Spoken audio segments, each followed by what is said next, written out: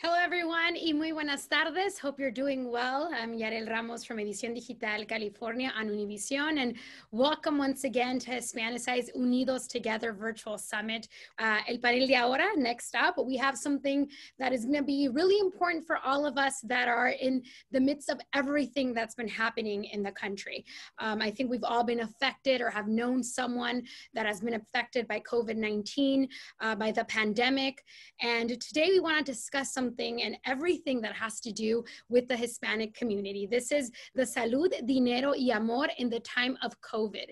And just to give you a brief description on one of the things that we're going to be talking about today, insights from an in-depth study conducted by AARP revealed that what it's like to be a 35 or older year old Hispanic voter in America.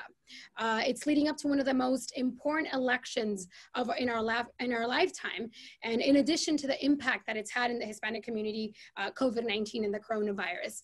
So without further ado, please help me welcome Yvette Peña. She's a VP of Multicultural Leadership at AARP. Yvette, thank you so much for being with us. Oh, it's a pleasure to be here, Yarel. So happy to be here to talk to the Latino community. Awesome. Mario Carrasco is also joining us. He's the co-founder and principal of Think Now. Mario, buenas tardes. Hola, buenas tardes. Thank you, everyone. Really excited to have this conversation. Awesome. So like I mentioned, obviously we're living, just days away from the 2020 presidential election. A lot going on with the Latino community, with Hispanics in this country. 32 million eligible to vote this year that have been impacted on a great scale from the pandemic and from this economic situation that we've been going through. Tell me about the objective behind conducting the study that you guys did and the methodology that was used behind it. So Jarel, listening to all the things that you said, we knew that our community was impacted by the COVID-19 virus. And with this research, we really wanted to understand the experience of living through the pandemic and how it was shaping all the priorities, the concerns, the mindsets of Hispanic voters as we approach the 2020 election. It was also an opportunity to elevate all of the concerns that the Latino community has through platforms like this one, such an important one, and other of AARP's channels, so that the candidates know what is important to us. Right. I think that even like you mentioned it's been a very scary year for a lot of people, right? For a lot of people in our communities that come from a lot of vulnerable situations that they're living through every day, not just the health situation, but also the economic situation, the idea that they've been losing family members. So I think more than ever, it's so important for us to understand them, right? To see where they're coming from, where they stand with everything. Mario, I know that I would love to hear from you. What did you guys do with this study? Who did you talk to? How did you conduct this study? Yeah, like Yvette said, we felt like it was really important to listen to what's going on in the Latino community. So first, what we did is we did some qualitative research online. We got Hispanics across the country together in an online discussion board, English dominant Hispanics, Spanish dominant Hispanics, just to let them talk. And this was a 3-day board. It was extremely effective, as you can imagine. Lots to say in terms of what's going on with COVID, voting, mental health, what they're experiencing from a home perspective. And doing that research first, that qualitative research first, allowed us to get a pulse without forcing them into a survey. After that, once we got an idea of what was going on through a discussion, we followed that up with a survey, and there we expanded it to 1,000 Latinos nationwide to verify what was going on. And then to understand how behaviors are different or similar to Latinos, we also conducted a survey among non-Latinos. And that's so powerful and so interesting that you guys took the Latino community, the Hispanic community, compared it to the general population. Were there any significant situations that came from these comparisons? Definitely. I mean, we see it in the news already, right? COVID has a bigger impact among our community than it does in the general market. And we see this across key indicators, whether that's mental health, whether that's loss of jobs, and unfortunately from a health perspective as well. And so throughout the study, you see kind of the broader picture come to light from a mental health perspective.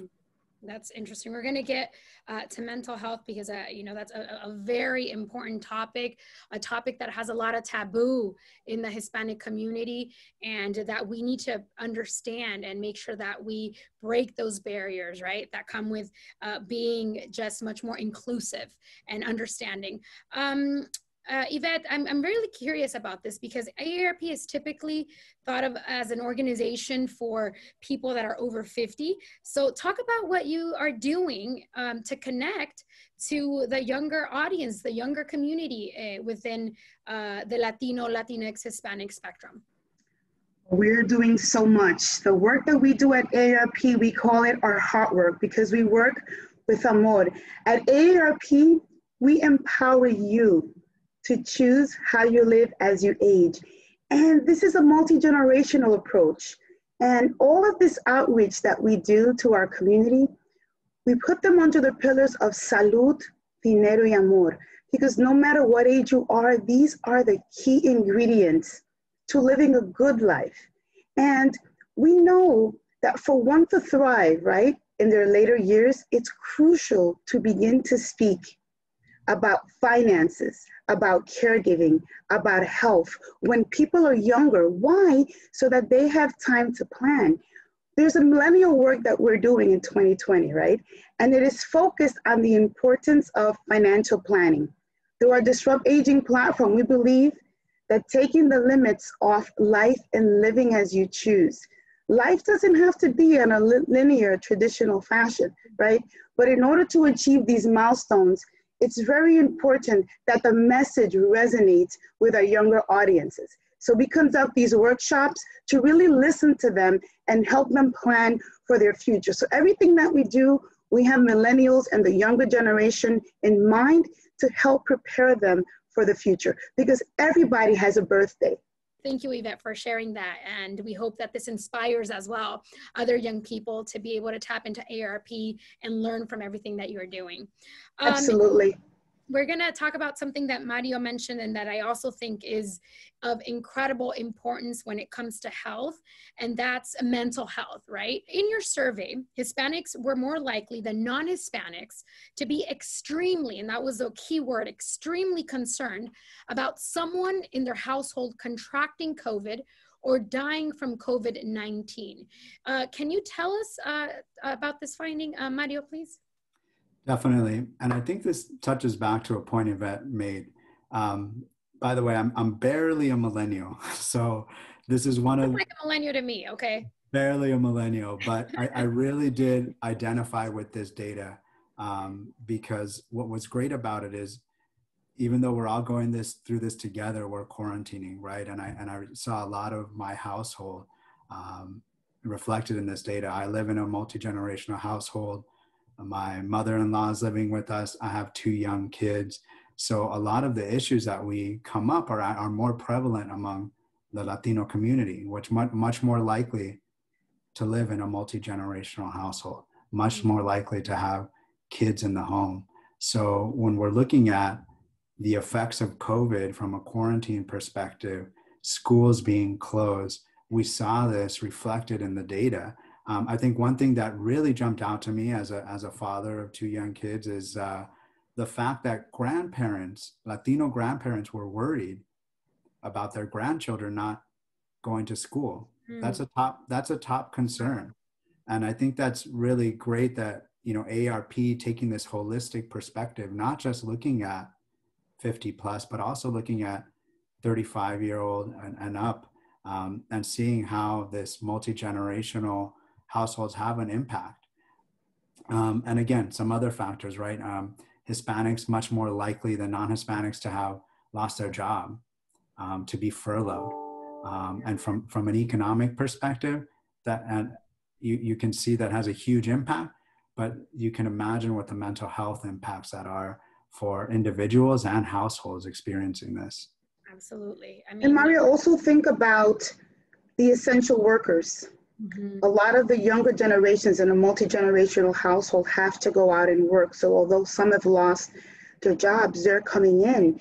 And so a lot of the spread of COVID-19, think about it, you're out there. If you don't have the right PPE, the right protection, you're coming into a multi-generational household where there are many members in your family. So that's another big part of the concern, that a lot of our Latino population don't have the luxury of staying home and not working.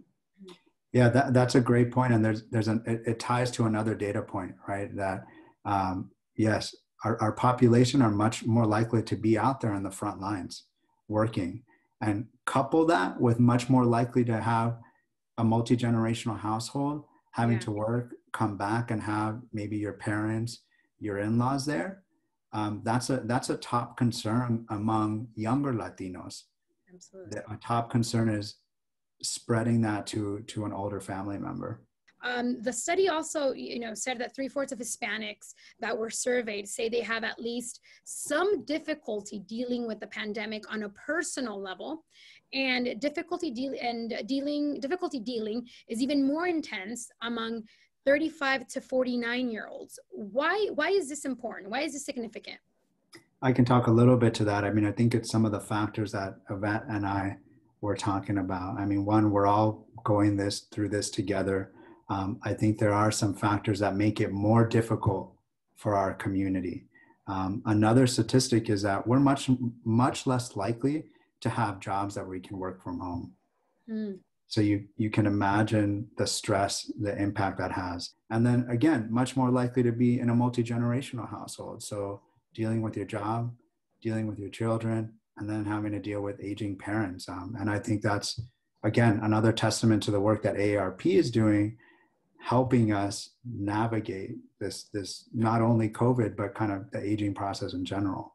Right. Absolutely. And think about, you mentioned it, I was going to go there, the caregiving situation. You have to take care of your children, school the children, work from home, or go out to work. It's a lot of things for a head of household, or a lot of things for people living, within the home. Also think about the broadband situation. Not everybody has connectivity. Right. And so if you have 3, 4, 5 people working and you don't have the dollars to upgrade your service, how do you work? How do you connect with others? How do you have your children learn? And so it's so many concerns. It's not just the health, but it's also the facility that people have within their homes to even get the job done. That is so important, that that lack of information and of resources available, that only adds on to the stress of maybe not even being able to follow up with your children's education, which is another topic when we talk about like virtual learning. Would love to move it now to voting. Again, we are 20 something days away from the election. We are in the election, people are already voting. I think it was not too long ago, more than 50 million Americans already voted. So the numbers, are there, that people are already a part of this process. But given the amount of financial anxiety, of the mental, the emotional, the health issues that have risen from COVID-19, on top of that physical health worries, Latinos have been very motivated to vote in this year's election. They did so in the midterm election in 2018. The numbers were higher than we had seen in the last midterm election. What did your studies conclude? I think we see an increase in younger voters being engaged, but I think one thing that I'd like to point out in the study, when we're looking at top issues, I think many times when talking about Latino voters, we are often painted as single issue voters, primarily about immigration. And what's great about this study is that really, I think there's an opportunity to message us differently, because we feel that COVID-19 and the economic impact that it's had on our people is the number one issue. And I think I think there's really an opportunity to talk about that. Things like Yvette pointed out, right, in terms of more likely to be on the front line, much more likely to, not be able to work from home. This is the type of messaging that we can use to help really get Latino voters out and move away from this idea that we're single issue voters, especially in this election cycle when COVID-19 is a real concern, and we're getting impacted more than any other group in this country.